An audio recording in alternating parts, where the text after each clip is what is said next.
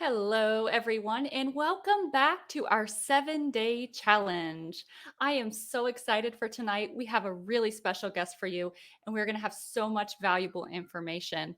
If you are just joining our challenge, welcome to the challenge. Maybe you're even watching this as a replay.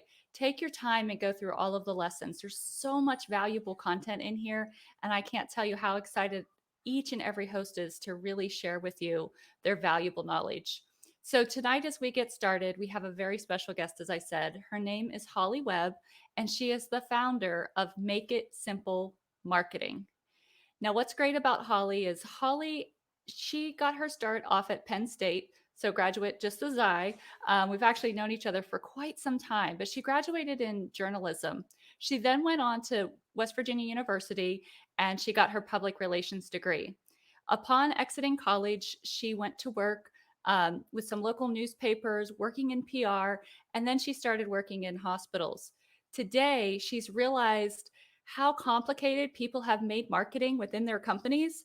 And so, what she does is she works to simplify people's marketing plans so they can actually understand it and run it within their own businesses. So, she's an enormous resource. In addition to that, Holly is near and dear to my heart because she has actually personally looked over my resumes and helped me to land many of jobs in my lifetime. Anytime I came up for an interview, I always went to Holly first because she knew exactly what to do. It's like God blessed me when he put her in my life. So let's welcome Holly Webb.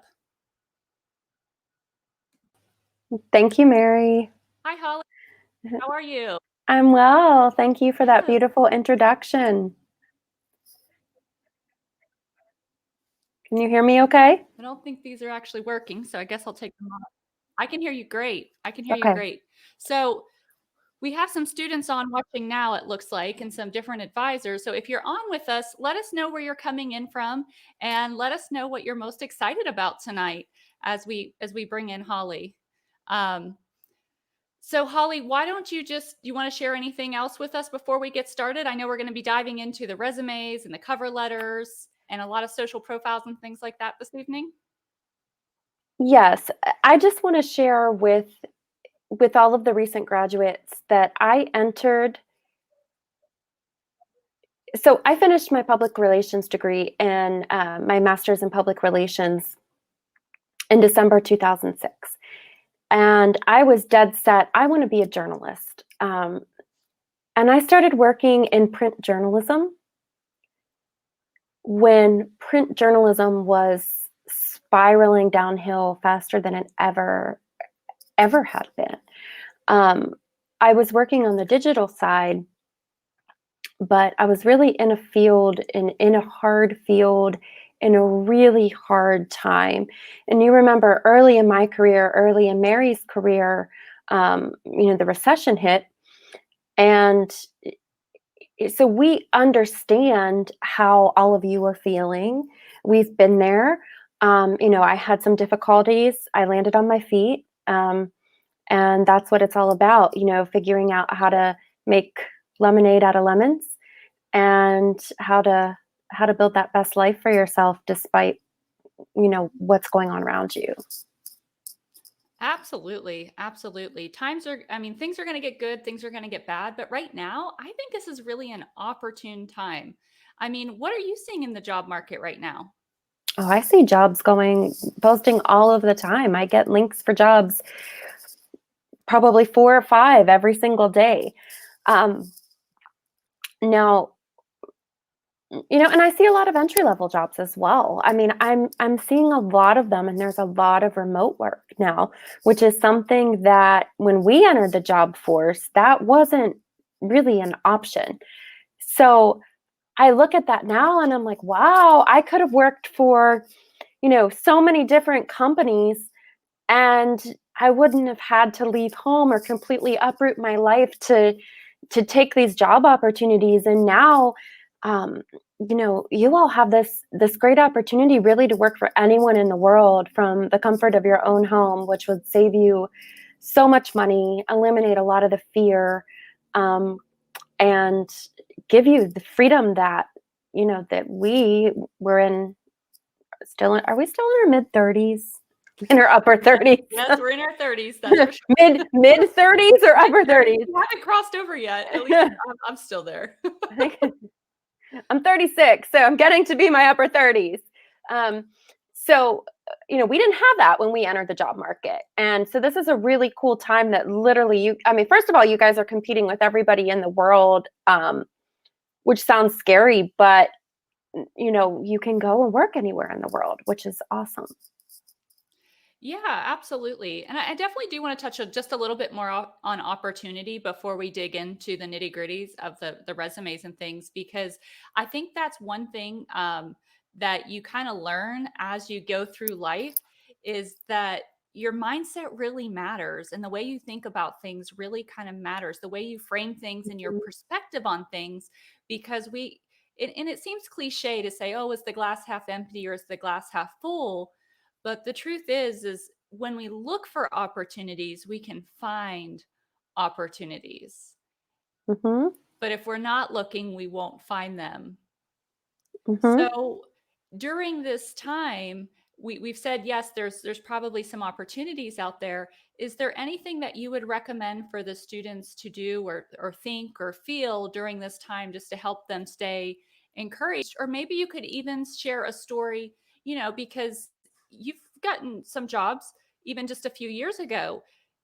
Have you ever thought like, well, maybe I'm too old, or maybe I'm not qualified, or maybe I feel like we all sometimes have fears Mhm. around getting hired, and we can start to put ourselves at a disadvantage if we're not careful. So whether it's we're too old, we're overqualified, we're underqualified, but can you help to relate to that? Because I think no matter where you're at in the spectrum, that happens.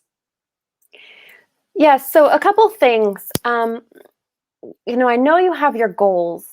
I know that you want to achieve those goals. Um, but also listen to God and look at the opportunities that you have in front of you. And don't be pounding on a door so hard. My uncle told me this when I was searching for a job. Don't be pounding on one door so hard that you don't notice the window across the room that's open.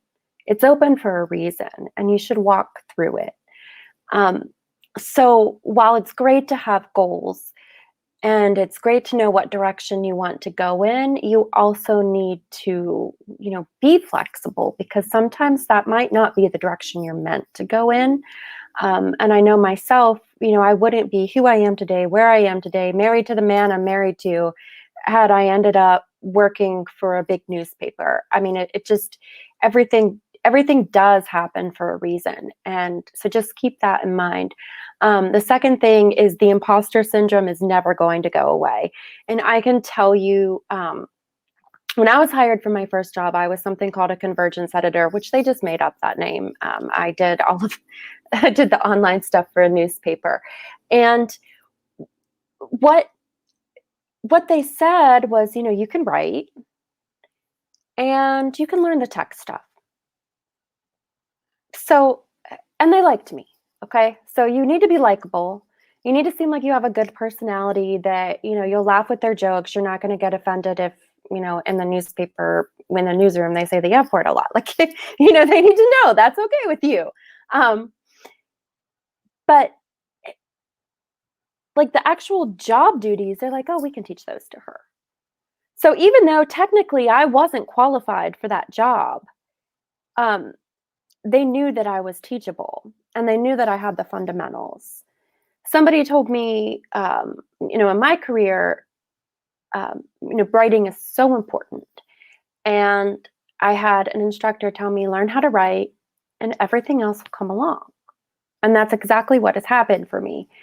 And so, really working on those fundamentals, apply for the job. The worst thing that can happen, they don't get back to you. It's not a big deal. So just take a chance. Don't we feel I've applied for lots of jobs where I feel like I'm underqualified. And a lot of times job applications will be made to sound a lot more complicated than they actually are. So be brave, apply, and you have a lot of applicable experience just by being who you are, and growing up in the tech world that you grew up in. Yeah, I think that's really great, Holly. And what you said is really important, that your personality is a lot of what's going to drive you through that interview. It has a lot Mhm. less to do with what you have on paper, but what you have on paper helps to get you through the door, and it may even show that you're teachable or coachable. So let's talk about resumes a little bit. Help us to understand, like, what are some major things that you want to do with your resume? Okay, so one of the first things I suggest that my student, I also worked in the West Virginia University Journalism School for 7 years teaching writing. And for a couple of years, I worked in a private school and I taught career coaching. So, one of the things that I would suggest students would do would be to look at that job posting, especially if they're looking at big companies. Okay, you want to look for the keywords in that job posting. So what are they looking for? What skills specifically are they looking for? Are they looking for people who know how to use certain tools, certain software? Make sure, if you know those things, that you put them in your resume and in your cover letter. Because if they're using some sort of system to filter them, that maybe, they might have 1,000 applicants for a job and they don't have a set of eyes on 1,000 applications, but they're going to be using something to find the people who match as close as they can, and they're going to be looking for keywords. So make sure you have those keywords in there. Make sure you mention them in the cover letter, in the resume, and also, figure out the tone of the company, and then, write your cover letter like you're speaking to them. I'll be very respectful, obviously, um, and just, you sell yourself to the company by telling them not what you can do, but how you can make their lives easier, like what's in it for them. It doesn't really matter what you want, quite honestly, at this point. So, since many of the people here are graduates, or recent college graduates, or maybe they're even juniors looking to get an internship, Hmm. if they don't have experience in their field, or they don't feel like they have a lot of experience, what can they do to make their resume look more impressive? Um, so you do have experience doing something. I had somebody who worked in a coal mine for years and was in the military before that. He said, "Well, I don't have any experience." And I'm like, "Wait a second, what?" You have decades of experience, and some of your experience is the most sought after experience that employers are going to be looking for. So think about, what have you done? Maybe you're in groups, maybe you were a leader in a group, maybe you're a leader in your church group, maybe um, who knows? Think about the volunteer experiences you had, the extracurricular activities that you had. And how can you tie that in? Also, if you're not working right now, this is a great time to go out and get certifications. Um, Salesforce right now has Trailhead open for free certification. So Salesforce, if you're on the marketing side or business side, it would be a super helpful tool for you to learn. And you just Google it, you'll find it, log in, you can get the certifications, and that will make you much more marketable. There are other trainings you can do as well. Um, and there are lots of free resources out there right now. Lots of people are stepping up and saying, "Hey, we're here to help you. We know that job seekers need to be building up their resume. So I'm going to offer this to you for free." So take advantage of it and build your resume that way. Also, say to people, if you know somebody needs help, offer to help them. I can do this for you, and I can do it for you, for very little or for free, to try to get that experience. And you can just seek friends and family. And quite honestly, the more people you talk to, whether it be in groups, whether it be in, um, you know, family setting, like, tell people what you do, share it with them. The way I ended up in public relations is I was sitting in the church pew and a man tapped on my shoulder and he said, "You do something with writing and PR, right?" And I was like, "Yes, I do." And he said, "Well, my neighbor is hiring someone. You should apply." And I got that job. And it was like that. And it was just because he knew kind of what I did, and he thought, "No, she'd be a nice person," you know? And I mean, but that's how it works. So you just need to build that network. Also, look and see professional networks in your field, and try to find a mentor. If you can find a mentor out there in your field, that can be super helpful. The way I got my very first job is I met my one of my mentors at a journalism awards banquet in Pittsburgh. He was sitting next to me, and we struck up a conversation. And when the job came open at the Herald Standard, this was, let's see, I would have met him in 2006, was hired in January 2007. He recommended me for the job. I got the job. And it was all because I talked to him when we were sitting beside each other at dinner at an awards banquet. Yeah, I think that that makes a huge difference. And even if you're working right now, maybe they're not doing something in their field. How should they treat the job that they're currently doing? Like, I mean, would they do anything differently? Maybe they're it doesn't feel that meaningful to them. Is there any advice you would give them on kind of taking ownership of the current job they're doing? yeah, how can you relate it to your field? Maybe it's so different that you can't. If you're going into engineering, civil engineering, and you're working as a waiter, I don't know how you could relate the two. But if you're going into marketing and you're working at a restaurant, you could certainly relate the two. Ask them, if do you need help designing this, or do you need this, or what can I do? I want to do these things. I'll put in some extra work. I really want to grow my resume.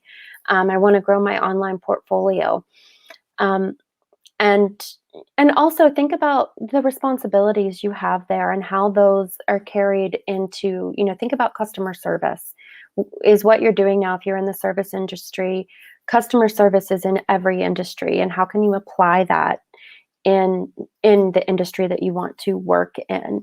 um, you know Working on your people skills, working on being likable. If you're a waiter or a waitress, you are probably pretty likable, or you're not making very much money. um, and you know how to serve people, and really at the end of the day, that's what it's all about, no matter what you do, is serving other people. Wonderful, wonderful. So I know some things that I really look for when I'm looking at resumes is I don't want to have things that are two, three, four, 5 pages long.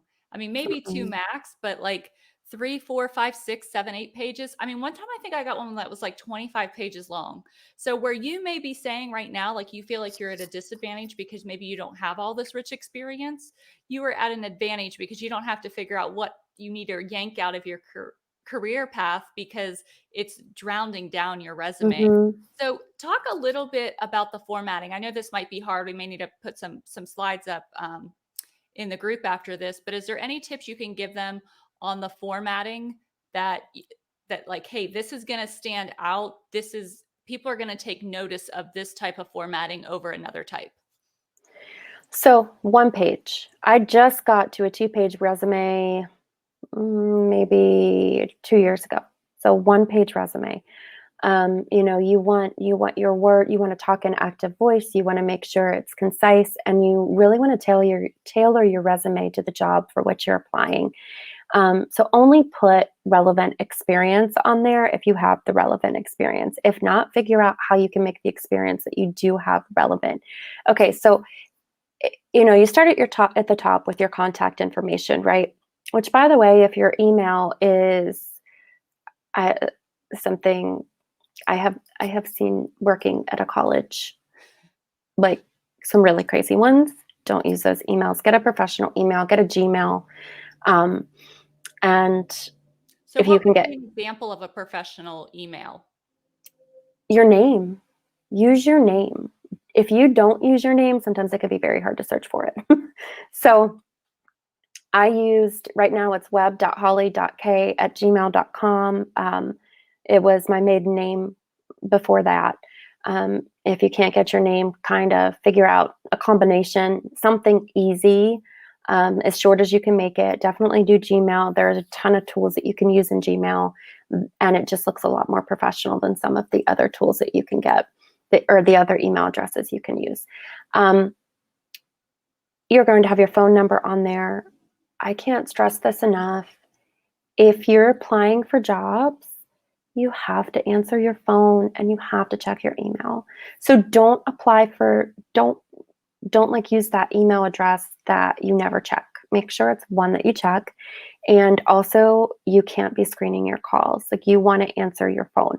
And if you don't answer your phone and your voicemail is something silly, that's bad. So make sure that your voicemail is professional and just something as simple as, hi, this is, make sure you say your name, obviously.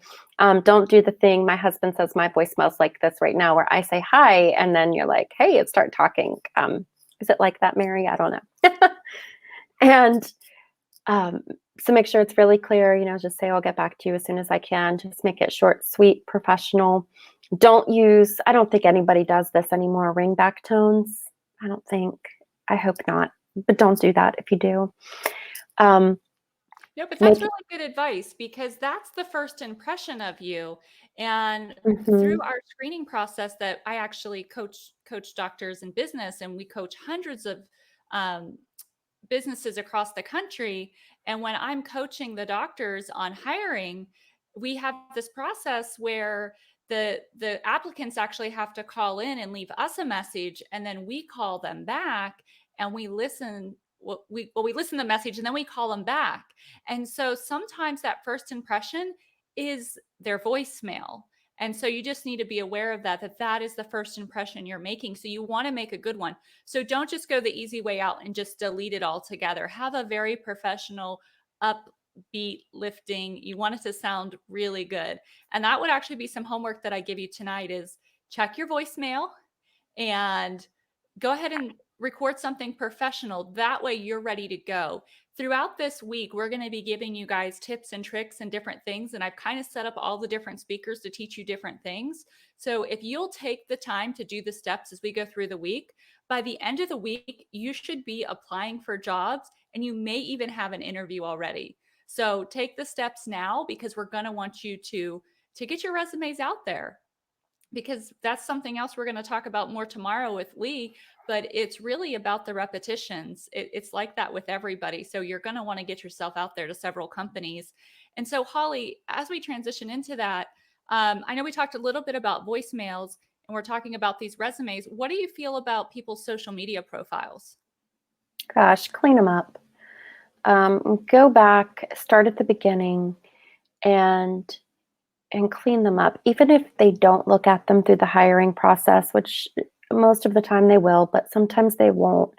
Um, you know, you're coming into a company and you're going to have coworkers of every age, and I guarantee they will be looking you up. But definitely, if you have an old Facebook account that you were updating whenever you were, I don't know, you guys would have been like middle school or something when you were using Facebook, maybe earlier. Um, clean things up. Just make sure that you don't. I wouldn't put anything that's political. I wouldn't put anything that is, unless it had something to do with what you're applying for, or is relevant in some way. But I wouldn't put anything out there that really um, can. I don't know, make you polarizing, I guess. Um, stay away from those topics. Don't, just look at who you follow, look at what you're commenting on, because they could look at all of those things. Make sure that you've never been in any groups that, and sometimes it can be so hard, guys. I know this. You can be in a group and things can be talked about, or they might not see what's in a group, but on a page, and things can be talked about, and it might be inappropriate or something. But just like as much as you can, disassociate yourself. If it's not something that you'd want your grandma to see, then you probably wouldn't want a boss to see it. Because your bosses might be close to the age of your grandparents, quite honestly. Or at least your parents' age. So just think about that as you're posting it. Make sure you have a professional. You don't have to have a professional social media profile picture, but don't have one doing a keg stand. Don't have one doing any of the other. I don't know what kids do now, but don't do that. Clothes on. I've seen Yeah, young have people when I go to look people up. Clothes are good. yeah, clothes are good. Don't be in a bikini. Some people actually can find that to be offensive. Don't just be smart, and just think, what would my grandma say if she saw this? And yeah, just clean it up on all of the social media platforms. And like I said, it might not even be for the person who's hiring you. The HR team might not even look at it, or they might. But I guarantee when you get that job, you're already going to be going in as probably the youngest person on the team. You do not want them looking at, I don't know, your TikTok and making fun of you before you start. Like, just clean it up. And I can tell you, I had a former boss who started working with us, and I looked her up, and she had this ranting, raving post about her 21st birthday. And I looked at the way it was written, and I'm like, I wouldn't write like that if I was wasted. Like, I wouldn't write like that. Maybe she was drunk. I don't know. Um, but it was still out there. And I read that. You don't want your new coworkers to know about some drunken night you had freshman year. You don't want that. So just hide that, lock it down, lock your profiles down, make them private, but also know that just because stuff is private, that doesn't mean that sometimes people can't see it. There Yeah, I can be think many that's ways. really great advice because I mean you're now selling yourself, you're marketing yourself, and that's why you're so great to talk about this subject because getting the interview is all about marketing yourself. So we all get to have a little description on Facebook or on LinkedIn. Do you think Mhm. that it's wise that they put a description that maybe they're searching for a job in a certain market so people Yeah, know? and put your skills there too. So LinkedIn selects people for interviews based on a few different things, but one of them is the skills in the description. Okay, so you want to be very detailed in the description about what you do or what you're looking to do or what your skills are, um, and just be very clear. And also link up with people on LinkedIn who you don't know. You don't LinkedIn is not like the other social media platforms. Like Facebook, you start connecting with all these people you don't know, they're going to, slap your wrist, and um you're going to get in trouble with Facebook. LinkedIn is like, yes, do it. You never know which contact is going to be the contact that could get you through the door somewhere. And some of the most engaging, most interesting content is just stuff. You can, if you're interested in something, look up hashtags on LinkedIn, different hashtags, and then follow people who are commenting about that, and then say, I'm entry level, these are my skills, I'd really love to have a virtual coffee with you. If you can get people to talk to you, just open up the door, open up a conversation. Most people will look for an opportunity to help somebody. They will help you if they can. But yes, definitely on LinkedIn, have a professional photo for sure. And I mean, you can just have somebody go outside and take your picture dressed nicely in front of trees in the profile setting on your phone. That's fine. You can look nice. Um, please don't be making a duck face or something like that. Like, please make sure that you're dressed nicely. Make sure that, let me think about what else on LinkedIn. Oh, volunteer opportunities are listed on LinkedIn. If you have a portfolio, link it on LinkedIn. Anything like that, any work that you have done, you can put it on there. Um, yeah, and you can follow companies that you're interested in working for, and you can see that there are different openings, and you can actually apply through LinkedIn. So I know on LinkedIn you can have recommendations. Would you recommend that they reach out to some references possibly and have them request some recommendations? Or maybe they could even leave some recommendations for some of their professors or somebody that they've worked for before. Yeah, you can absolutely do that, and you can also, you can actually just say request a recommendation and send it to people you've worked with, but also people you've been in groups with. Because really, the coworkers that you have right now were your classmates. I know that all of you have had to do some sort of group projects and things like that. So reach out to them and get recommendations. What was it like to work with me, or what kind of team member am I, and different things. And yeah, absolutely, get recommendations. You can also do endorsements, but endorsements aren't as big right now as they used to be. But really, just commenting, building that network, talking to people, and not being afraid to put yourself out there. Don't think of LinkedIn the same way that you think of other social networks. Perfect. Well, we have a question from Ken, and thank you for joining us, Ken. Ken is actually a college advisor. He's invited many of his students to join our group, so we're so happy to have you here. Um, he's asking, what are three aspects of an automated tracking system most applicants are unaware of? Meaning the job tracking. I The can help job answer tracking? that. Yeah, I'm not sure what he's talking about. Yeah, I think he's talking about like the online platforms where they find things, but it's kind of like you were saying, like with LinkedIn, they're looking for when the skills match with the job Okay. description. And Is that's he a lot. talking about Indeed and things like that? Yeah. And if you're talking about something else, Ken, just let us know. Okay. But what I use ZipRecruiter a lot, and what I see on there is people will actually get recommended to me based off of if I like resumes or if I don't like resumes. So not even just people that apply. And so that's one thing. Once you get your resume cleaned up, you want to get your resume onto as many platforms as possible so people can find you. And really, you just need to create one profile, have everything saved in like Word documents and stuff. And then you can just copy and paste it into all the different platforms. But that way, people can actually find you. People often reach out and contact me, and it's like, where? How did you even find me? But it's some old resume somewhere. So you want to keep your resumes up and fresh. But a lot of it is done by keywords, and then it's done by what the employer is looking for, and if your resume actually matches people's that they're liking. And in your case, they may be looking for somebody entry level, and so your resume may Mhm. be flagged for that. Um, and so it could be history at a job as well. So you can set different settings within the programs and it will pull up different things. And that's one thing I would say too is as you're building that resume, don't just think like I babysat. That's what I started doing. When I was 12 years old, I started babysitting and I babysat all the way up through college to a couple different families. But I did put that on my resume because I did it for such a long period of time.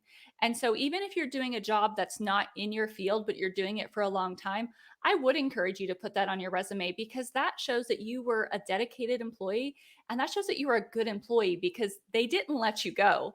They didn't make you go away and you were able to be there and possibly even going back to the resumes and things like that, I would say you also want to list if you've ever had an advancement. So maybe you were a team member and you got to be a supervisor, or maybe you were a team member and you got to get trained on another division or department.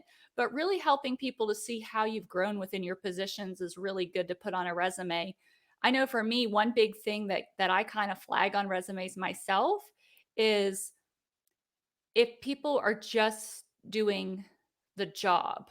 And so I want to see that people can actually make a difference and make an impact, not just that they complete task. So when I see that they've created something or they've implemented something or they affected something, those things are much more meaningful. So as you build your resume, I would just encourage you to do that with even if it's your volunteer work. Did you run something? Did you design something? Did you create something? Did you save money? Did you make money? Anything that shows that you're actually having that contribution instead of just doing, I filed items, I counted money like that. That's not really exciting to me. But when you tell me that you've actually created or done something, I'm like, oh, you created an app? That's really cool. Even if I'm not an app company, I now see like you're creative and you can do things. So Mhm. as we get back into this, and I'll look up some more stuff on automated tracking, Ken, so we can get a really solid answer for you on that piece. But what I'd like to do a little bit more is talk about. I know some of the students have concerns because their GPA isn't where they want it to be. So, what should a student do if they feel like their GPA isn't very good? Do they have to put that on their resume? Oh, well, my brother will kill me for this. But he started at a job making 3 times as much as I did, and his GPA was at least 1 point lower. Yeah, 1 point lower. So, no, I don't think GPAs matter. In fact, anyone I've interviewed, I have no idea what their GPAs were. It's not on my resume now. Now, just coming out of college, that might be something that an employer is looking for. I know my husband looks for it as an employer. but he's an engineer. Again, it's it might just honestly depend. But he does look for that. And so it really just depends. But if you have a so-so GPA, but you were involved in a lot of things and you were active and you have this experience, that experience is going to get you so much further than the GPA. The GPA, I mean, quite honestly, it really doesn't matter that much. Having the degree matters. And also make sure you have some copies of your transcripts, by the way, just putting that out there. Get some copies, order some copies, have some copies, in your desk or something, because people could potentially ask for them. And I have had a couple employers ask for transcripts. There were different reasons why they asked for transcripts. One of them was I was working at a private college and they needed them for accreditation. But just FYI, get those out. And also, if you want to further your education and do something else, it's good to have those.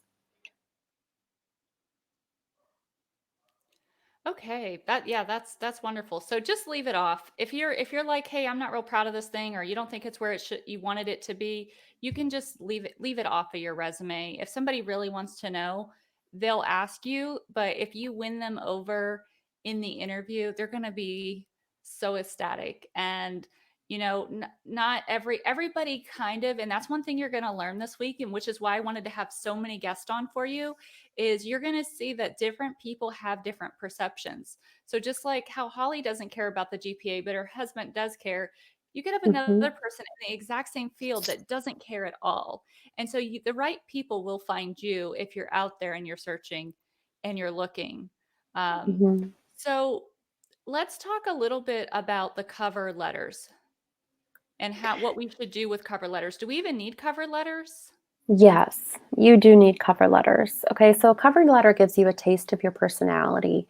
And it also shows the employer whether or not you can write. And no matter what field you're in, you need to be able to at least put together a clean cover letter. Make sure you have somebody edit it for you. When you're addressing your cover letter, call the employer if you have the ability to. I mean, sometimes if you have the ability, call the employer, ask who the hiring manager is for this position, and then address it to them. Um, make sure you look at that again, look at the job description and always think about whether you're in marketing or, talking to someone or writing something. Think about what's in it for them. Like, how can you make their lives easier? How can you make their lives better? And put that in the cover letter. Um, this, don't, everybody, we talked about this earlier, but everybody feels like they're an imposter when they're writing great things about themselves. And you're not really bragging. You're just being honest. Like, these are my strengths and this is how it's going to help you. This is how I'm going to contribute to the company. This is what I'm going to do for you. And that's hard. Writing a cover letter is really hard. And you can't have a cookie cutter cover letter that you just copy and paste and send to every employer. You're not going to get through the door that way. You have to look at, how your skills match up to what they want and how you can impact them, and also connecting, making sure it's addressed to the right person. And you might not always get it right. I've gotten it wrong many, many times, and applied for jobs and sent it to, the director of something and found out that this other guy was the one hiring. And that's okay, but it's better than saying to whom it may concern. So definitely address it if you're able. Um, Also, with your resumes and cover letters, oh my goodness, guys, please, please do not save your resume as resume. Do not save it as your name and then resume. And for yourself, you might even want to put the date on it so they know and you know that it was the most updated run. Because what you don't want to do is, work your tail off at an internship this summer and then accidentally send them the resume from May and you don't even have the internship on there because you sent them the wrong one. So I always have my name and then cover letter, and then I'll often put the job that it's for on the resume and the cover letter. And then save it as a PDF. And if you have any links, make sure that you hyperlink them. Don't just put the link, but hyperlink the text and they'll be able to click on it. Chances are the first people who see it will be, clicking on it. They won't be printing it the first time they see it. Um, but yeah, don't do a Word document. Save it as a PDF and save it as your name and specify resume or cover letter. You have no idea how many times people have sent me resumes to review, like, a whole class, and they're all called resume. And I'm like, it's really confusing because whose is whose here. Um, so that's important. Think what else. Oh, and what I've always recommended students do is start with their objective. So, what is it that you're looking for? Um, is this an entry level position that you're looking for? What is it you're looking for? How can you serve this company?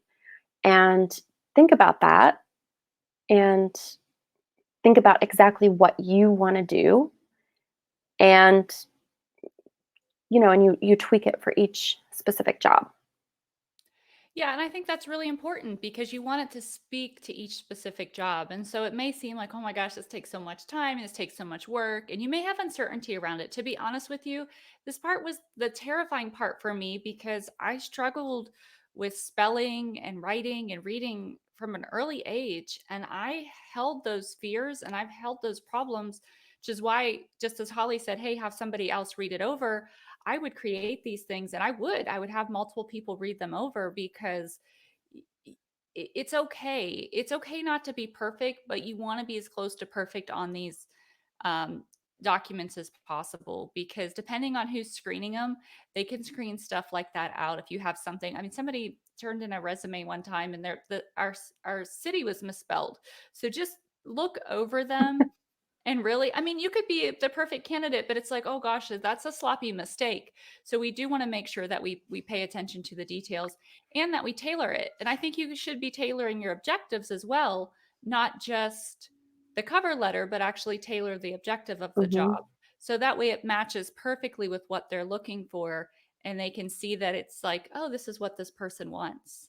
And just as you said before, then go down through your resume and see because what I would do is have like a master copy of my resume and then make sub copies for different companies because wanting to keep it at that one page, maybe a little over now, you want to change things so it doesn't all look the same for every single company. So if you can highlight a strength, if there's something that they really want. So we're going to talk a little bit about companies and research and stuff like that on a different day.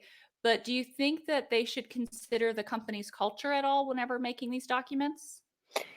Yes, and you should also consider who you are and your field. So, if you're going into marketing, you're going into public relations, um, in my field, your resume better look pretty good, especially if you have to do some design work. And you don't have to have Photoshop. You can use Canva. There are a ton of resume templates on there. And yeah, go on and, create your resume on there. You don't have to just do the plain Word document. Um, you can, but I mean, you don't have to. Um, and think about, yes, I could go a little bit artsy with my field, but if you're going to be a lawyer and you're sending this to the corporate office, you might want to get a very professional template. So just think about who you are, what your skills are, and what the team would be looking for. Like, who's your audience for this cover letter? If it's a graphic design studio, like, yeah, you better bring it with your work. But if it's lawyers, they're probably not going to care that much about that. They want to see that it looks super, super professional. So just keep that in mind. Yeah. I mean, I want them to be easy to read. Really. I like bullet points. Hmm. I hate when I get chunky paragraph things or these long things. I'm like, how am I supposed to know what's important? So when you design your resume, you're actually Hmm. telling the person, hey, here's the important things. Check these things out. And then just keep your formatting consistent and the same and in a font that's really legible. They don't really need to be in color unless you're doing something artsy. It just the simpler the better. You just want them to see you and that's what's going to shine. I love what Ken shared here. He said A great resume won't get you a job, but an average resume will keep you from the interview. So that is Mhm. so true. So another tip I want to give you guys, because I want to make sure we pack these full of tips that just aren't general information out there. But as Holly was telling us, she was telling us, call the business and get the hiring manager's name. And so I would say if you're going to put this resume in online because this is a company that you care about, I would also print a copy of that resume and I would put a little thank you card in there. And I would actually send a hard copy resume to the company as well, addressed to that person. So it actually lands on their desk because just because they're the hiring manager doesn't mean they're the one that is actually looking over the resumes for the first round. I know in my office, I look over a lot of the resumes for the first round, but I'm not the hiring manager. So if you don't stand out to me, you may never make it to the second round. And that's part of it, that's part of getting the interview is just standing out and being noticed in all of the right ways. And I even say if you're going to print your resume out, put it on a nice paper. They make wonderful resume paper. I know it may seem a little silly or old to you, but it means that you went an extra step. And that's the thing. People want to see that you care about the details because they're going to be entrusting you with their business or they may be leading you. And if you're going to be your manager or your leader, they want to know that you care. And if you care enough to go above and beyond to get the job, what are you going to do once you have the job? So, okay, Holly. Well, let's see here. Do, do, do. Now, when they're writing the cover letters, they should just use the standard format, right? They shouldn't try anything creative or just writing it like a letter. Like they should put the full address and have a nice sign off and everything. And Yeah, if you don't already, take a picture of your signature and insert that into your into the Word document. Yeah, I mean, do it like you would a professional letter. Absolutely. I mean, again, you can go on Canva and you can get nice letter templates. I had a girl apply for an internship position, and she had a beautiful resume and a beautiful cover letter, and that means a lot to me. But you're also going to be doing design work for me if I hire her. So, but yeah, make it super professional. I don't even know how else you would write it, but make it professional. perfect. And then let's talk a little bit about applications because sometimes people will be asked to turn in their resumes and cover letters and things like this, but then there's also an application that they have to fill out. So, do you have any tips or advice for filling out applications? Gosh, try to do it on a laptop or desktop. Um, don't don't do it on your phone if you don't have to. Um, Set aside time for this because it does take time, and you can copy and paste from your resume into some of these. Or once you upload your resume, sometimes it'll take all the different portions of your resume and automatically spit them into the application, but you have to go through and clean it up, so make sure you do that. Like bullet points usually don't transfer well. It Honestly, it's a clunky and can sometimes be a long process, so just give yourself time. And I mean, it takes a couple hours at least to apply for a job. You can't just like zip through these things. You have to look, and they'll also tell you, like make sure you list all of your jobs for this amount of time. And I mean, it just takes time. But if you have a clean resume and you have the details of your job and you've already built those things, it's a lot easier. You're not going to want to just do the application and think about everything you need to add in the moment. Like you don't want to do that. And some of them could actually time out, which would be really bad, and then you have to start over. You're going to have accounts. Again, make sure you set up these accounts with the email that you want the notifications to go to. When you apply to these jobs, a lot of times if you apply to one of the jobs, then that'll put you in the pool potentially to get notified of similar jobs, which is great. And then you can reapply for jobs. Yeah, that's great. And one thing I've told my daughter to do, because she just has a hard time remembering all this stuff. But I just think it's great, anyways. Is if you are filling out one of these applications, if you can print one of them out, because sometimes you have to get different information and they ask for this weird stuff. If you can just Mhm. locate one and then print that out so you have it on hand, or if you can keep that in a document file on your computer, then you can go back and look at it and you're not having to spend so much time going back and researching everything. And Mhm. you'll have it for the future too, because if you decide you want to change job in a year, 2, 3, 4 years, you may not remember some of that stuff. And then you're going back through that whole process. So if you just create a file now, it will be really helpful to store your resumes, to store your cover letters, to store your applications. You can store all these things. And we'll talk more about applying for the jobs, but you want to remember where you're applying to. So I know we talked a little bit about picking up the phone, but you want to make sure if you're picking that phone up, right, who's on the other end of that and why you applied for that job. So it may seem like it takes some time to apply for some of these jobs, but you don't want it to be such rapid fire that you don't even know where you applied. Oh, I did that. I actually applied for a job at a pharmaceutical company when I graduated from grad school because I didn't know where I'd land and I was putting my feelers out everywhere and thought, I'm going to end up exactly where I'm meant to be. And I applied for a job at a pharmaceutical company, and they have branches all over the country. And I wanted to go to Birmingham, but this one was in Mobile, Alabama. And I got the interview, and the person interviewing me asked, "So you're a Nittany Lion and a Mountaineer. Who do you cheer for?" And I said, "I may wear blue and gold, which is a Mountaineer, but I will always bleed blue and white, which is a Nittany Lion."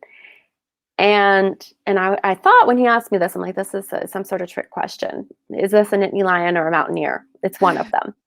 And his answer was, "Oh, great answer." And I was like, "That's a Nittany Lion." Anyway, so he asked me the next question was, "Why do you want to live in Mobile, Alabama?" And I was like, I really thought this job was in Birmingham. I didn't say that, but I was like, well, well, why not? I had no idea. I mean, I don't even know what is in Mobile, Alabama. I still don't. Obviously, I didn't get to the next part of the interview process. So, yeah, you want to research where the job is. That's why, as you apply for jobs, make a list of the jobs that you applied for because you could potentially apply for, 40, 50 jobs maybe. And you don't want to forget.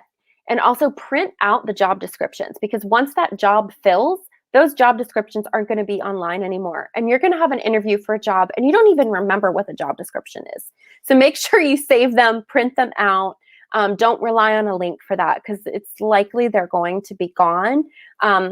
Or save them and put them on a Word document or something on your computer. Um, what was the first part of the question? I can't remember. That was it. Knowing about your job. Yeah, like Okay.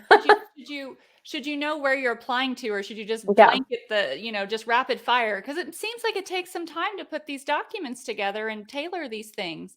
But okay, Mhm. well, I know we're about at the end of our hour. So as we finish up today, I'd love for you to share a story um, with everyone. Maybe a time that you've learned something throughout throughout your hiring process. Maybe you've made a mistake and you didn't get a job that you really wanted, but I just love for you to share something that you've learned, um, a Hmm. fun story with us.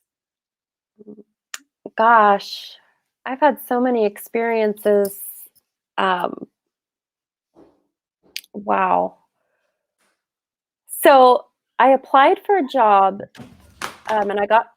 Oh, I'm everything sorry, I okay? dropped my phone on my toe. I'm okay.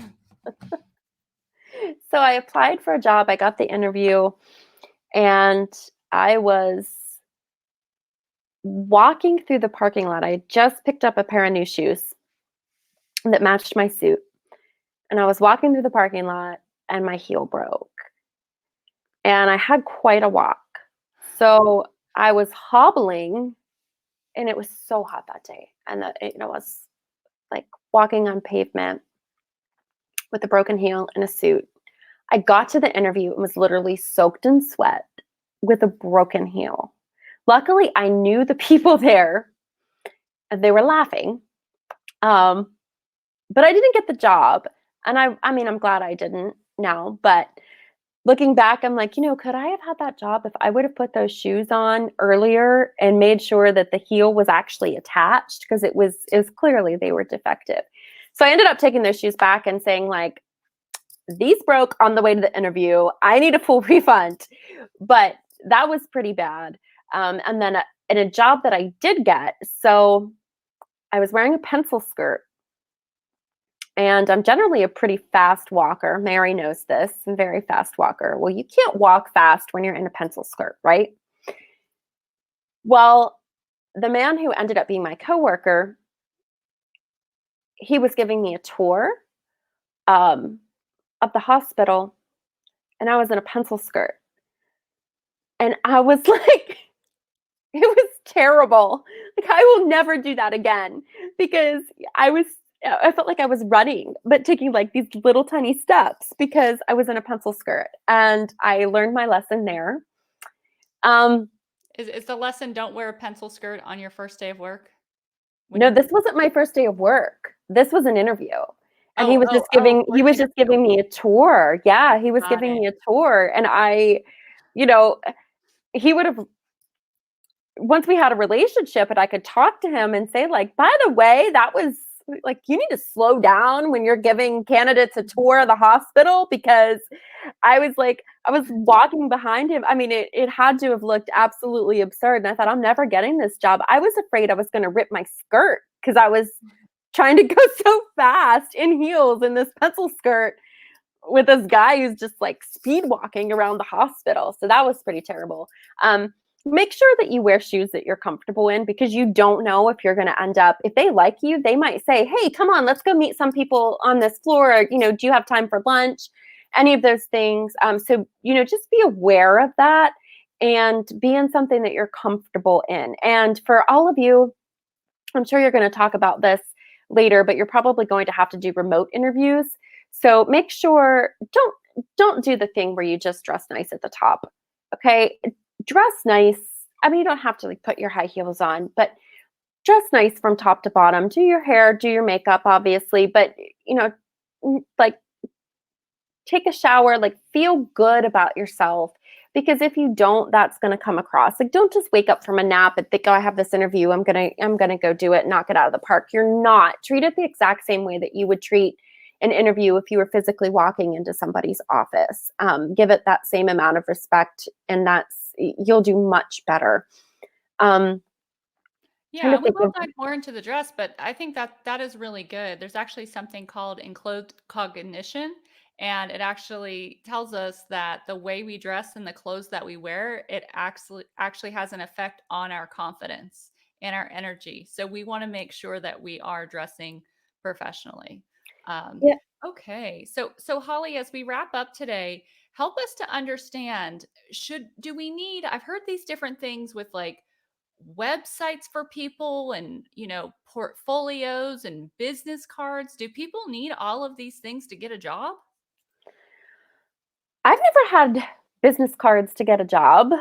I mean, I think it depends on who you are and what you want to do. If you're a graphic designer and you pull out a beautifully designed business card, yay for you. That's awesome. If you design your own thank you cards and you're a graphic designer, yes, that's awesome.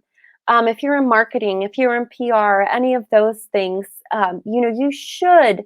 If you're any type of writing, if you're in something where you have something to put in a portfolio, absolutely, you want to include that in a portfolio, an online portfolio. There are a ton of free ones that you can find, that you can put examples of your work there, examples of volunteer work, whatever.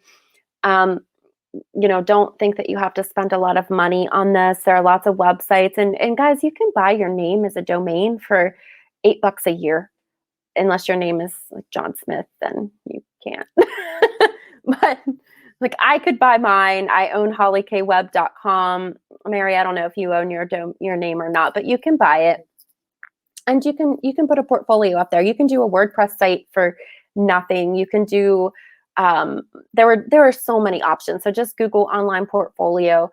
And I don't know enough really about different fields, um, different things that you could put in a portfolio. But certainly, if you're in a field like I am, you need to have that online portfolio. But don't think that you need to go and get business cards and all of these things. I mean, as soon as you land a job, you're likely going to get business cards and you're just going to have to take those and throw them away. Um, so I wouldn't worry about that. Now, if you're going to a networking event or some sort of something like that, it wouldn't be a bad idea to have something to hand to people. Like if you're doing a BNI or you some sort of business networking thing, that would be fine. But again, you can get business cards on Vistaprint for very inexpensive. So don't think I have to spend all of this money to get a job. I do recommend that you get a nice suit or two and look nice, but don't spend it on business cards. Don't spend it on a fancy website. Just Yeah, I no. think you're exactly right. If your career field doesn't call for that, you definitely don't need that. So if you're not needing Mhm. portfolios and to show artwork and all of these things, then you don't need it. So keep it simple. That's definitely better. You don't need these things. And if you are maybe a junior or an upcoming senior in college, having the business cards may be a good thing because you can start building that network now. You just want to make sure that you actually do something with it. I know sometimes we have a tendencies, even as adults and professionals, we'll get a bunch of business cards, but we don't actually ever make a connection. And so you're not going to have a relationship just because you exchanged a business card one time. So do go online, connect with these people on the social profiles. Like even take some notes in your phone if you meet somebody, or write something on their business card. But remember them. The more you can remember about people, the more they're going to like you, the more they're going to be impressed that you remembered something about them. And when you make somebody else feel special and you make them feel loved, they're going to want to help you. So that's a great way that you can start kind of building those connections and just even checking in with people. Like it would be so shocking because people just don't do it. I've met a lot of students at networking events and mentorship things, and it's rare that somebody will even whether it's saying happy birthday or congrats on a work anniversary, even something as simple as that, it's very rare. But to go out of the blue and just say, hey, I just wanted to see how you were doing. We met at a mixer last year. I would be like, oh my gosh, how are you? And what can I do to help you? Because I'm now going to be thinking of you. And as professionals, if you can have professionals thinking about you, then they can help connect you to different jobs. So just always be working on those networks and connections. Well, Holly, Yeah, and go ahead. oh, and when you connect with people on LinkedIn who you've met at some sort of networking event or, any you could meet them anywhere, quite honestly. Like I said, I ended up at a job because of church. Make sure that when you do the invitation to connect with them, that you mention where you met them and mention something that makes them know that they were heard, that you listen to them, and that you care about them. Don't be disingenuous. Be truthful, be honest, and be kind, and that will go a long way. Perfect. Perfect. Well, I want to give away a gift. And so here's what we're going to do. We're going to give away a gift. And since you were talking about domains tonight, we're going to throw in a domain as well. So tomorrow, we're actually going to pick a winner. So here's what you need to do to be eligible for the prize. If you haven't already, we need you to submit your email address to us so we can send you all the reminders so you know when all of the shows are coming up. You can do that by going to hiredstraightoutofcollege.com, and you can submit your information to us, and that will help us to be able to communicate with you.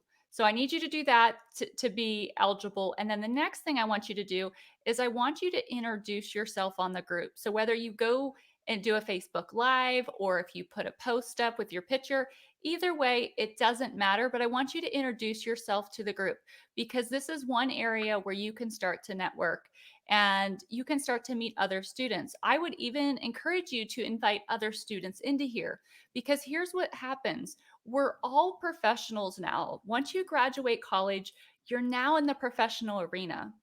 And I believe it's Zig Ziglar that says, when you help other people get what they will help you get what you want. And so you don't know if you would do a simple act of kindness, like inviting somebody to a free course on how to get hired. And I can tell you, we all have the same fears. I've read over all of the applications that have come in, and it's the same. We're having a lot of the same fears. So invite your friends into the group. But I want you to post in the group so people can get to know you and who you are. And then let us know that you're working on your resume. What do you need to do? So just kind of check in with us. Where's your resume at? And where's your social profiles at? Do you have those cleaned up, or do you need to do some work on that? And that'll be your assignment. And then tomorrow we will draw a winner, and we're going to give away a domain, and we're going to give it away a career assessment. We'll give them away together. So you'll be able to know your communication styles and what jobs you're most aligned with. All right. Thank you so much for having me, Mary. Yeah, my pleasure. It's always an honor to spend time with you, Holly. You have so much great Oh, insight, and I know that you can help a lot of people. So I just appreciate you thank volunteering your you. time and serving all of the students. Well, good luck to all of you. You're all going to do great things. Perfect. All right. Have a great night, everyone. We will see you tomorrow. Tomorrow evening, uh, Bye. we will have another special guest. Keep an eye on your emails and in the inbox here, and all the announcements will be made. Have a great night. Bye bye. Good night, everyone.